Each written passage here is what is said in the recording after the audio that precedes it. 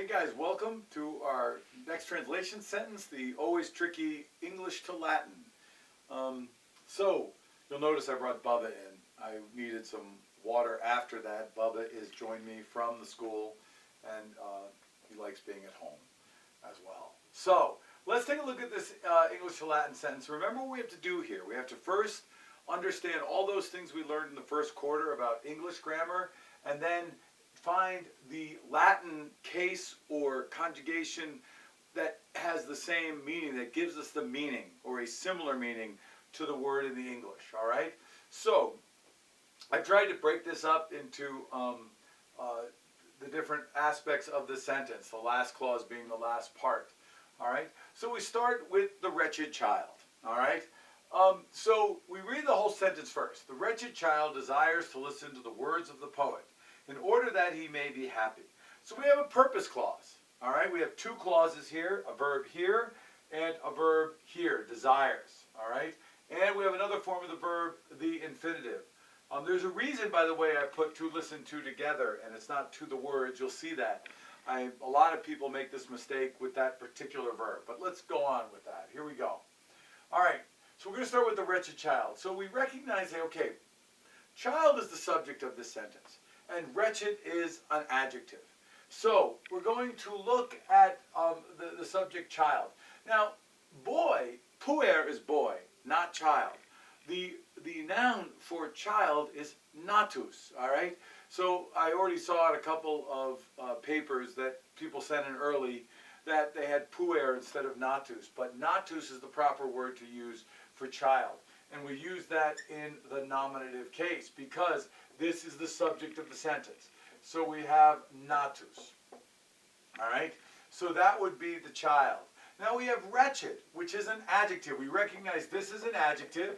We recognize this as a noun that is the subject of the sentence, all right? Hence the nominative. So we have to use nominative and singular and masculine here, right? Natus. So since this is nominative, singular, and masculine, we know in Latin that the adjective agrees with the noun it modifies in gender, number, and case. So our form of wretched here should be, and this is the form of the adjective miser, all right?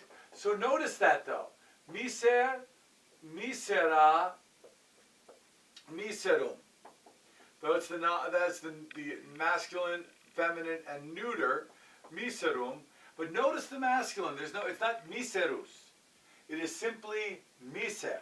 All right? It is simply miser. So we say natus miser. That because miser is the nominative, the singular, and the masculine. So that takes care of the first part of our sentence, the subject. Remember, this is an attributive adjective. An attributive adjective. It's modifying directly the noun child. All right? Now we come to our verb, desires. Well, who desires? The child desires. And if you turn that into a pronoun, you would say he desires. All right? You would say he desires. So, that would be our verb opto. Okay, our model verb, the one we use. Now, a lot of people just see opto and they say, okay, I'm going to write opto. But that is not what you have to do. You have to think. First off, it's present. We get that. The wretched child desires. He is currently desiring. It is present. But like I said, if you replace natus with a pronoun, you would have he. He desires. So when you say he desires, what person is that? That's third person.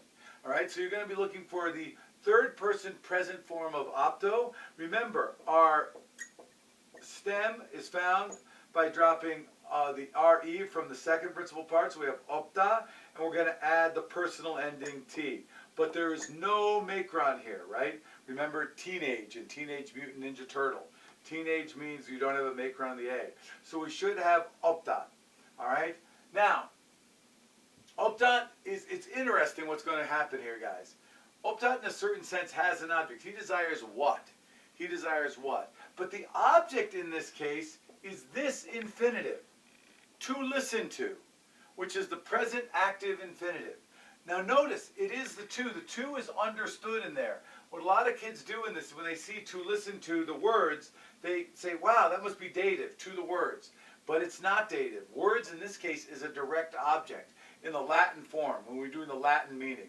in English, this would indeed be the object of the preposition to, all right? But not in Latin. To listen to is the verb, all right? To listen to is the verb. So that is the infinitive form, not any other form. That is the infinitive form. To listen, the second principal part. So we have optat audire. Optat audire, all right? And now we have the words. Now remember, the words is one of our new vocab words. The word is verbum, verbi. And you remember that if you see verbum in the nominative singular, right, you know it is a neuter form of the second declension. Now it's not just one word. It's more than one word. To listen to the words, all right? To listen to the words. So this would be verba. Verba. That is the accusative plural. Remember, in a neuter noun, the nominative ending and the accusative endings are the same. So verba is also the nominative ending, but you would use the accusative because it is the direct object of the infinitive audire. Remember, infinitives can take objects. Audire verba. All right? Now we have of the poet. All right? Now remember, what words are they? What words? Not any words. They're the words of the poet. So this prepositional phrase of the poet is limiting the words. It's telling us something about the words. Now, what case in Latin does that limiting? What case in Latin does that type of limiting? And that would be the genitive. All right? So we would look for the genitive ending, genitive singular ending, because we only have one poet of this, and we'd have poetai. Okay? Poetai. That is the genitive singular ending. Now, we come to the last clause, which I think, I dare say, probably confused a lot of you, right? Because you're saying, where's the verb in this? Where's the verb in this? Well, the verb is be, and may is its helper, right?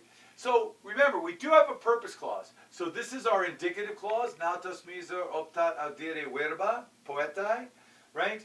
And now we have our purpose clause. Why did he desire to listen to the poets? Why did he do it? Why did he desire that? He desired that in order that he may be happy, because apparently this poet was a very cheerful poet. All right? So in order that he may be happy. So we have in order that. All right? And it's positive. So we use ut. We use ut there. Okay? Now, again, because this is primary sequence, guys, since we had this verb in the present and optat in the present, you're going to see the present subjunctive here. You're going to see the present subjunctive here. And it's third person because the subject of this clause is he. In order that he, remember, ut, by the way, is a conjunction. Okay? Ut, by the way, is a conjunction that's linking these two clauses. So he is the subject of our second clause. All right? And the verb is what? The verb is be. A lot of kids have trouble locating that, right? But the verb is be, like sum, the one we just did our synopsis for. It's the verb sum. But this is the present subjunctive. And you remember, if you look back at that synopsis, you would have said sim, sis, sit, simu, siti, sint. So this one is sit. In order that he may be. Sit is he may be. He may be. And then happy. He is the subject, like I said, of this clause. We find it here in the personal ending. T, right? The he is there. And then we have the adjective laetus aum. Laetus aum. Laetus aum. So, we look at that one and we say, what form do we use? Well, this is the subject. And this is a linking verb. Maybe is a linking verb.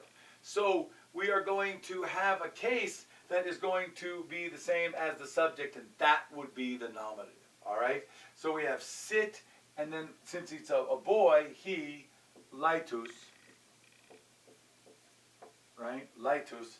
Then we have that, and that is called the predicate adjective. There's our nice example of a predicate adjective. We see an attributive adjective up here, modifying natus directly, and then we see the predicate adjective after that.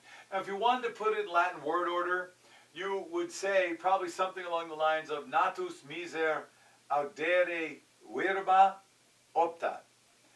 Verba poetai optat. I'm sorry, let's try that again. You would say natas miser, audire, verba, poetai, optat, ut, laetusit. That would be the Latin word order. But if you have it in this word order, it's fine. All right. That is the predicate adjective. That is an attributive adjective because it comes after the linking verb and it's modifying the subject of the linking verb. Thank you. We got through another sentence in Latin, a pretty tough one. So I hope you guys had some success with that.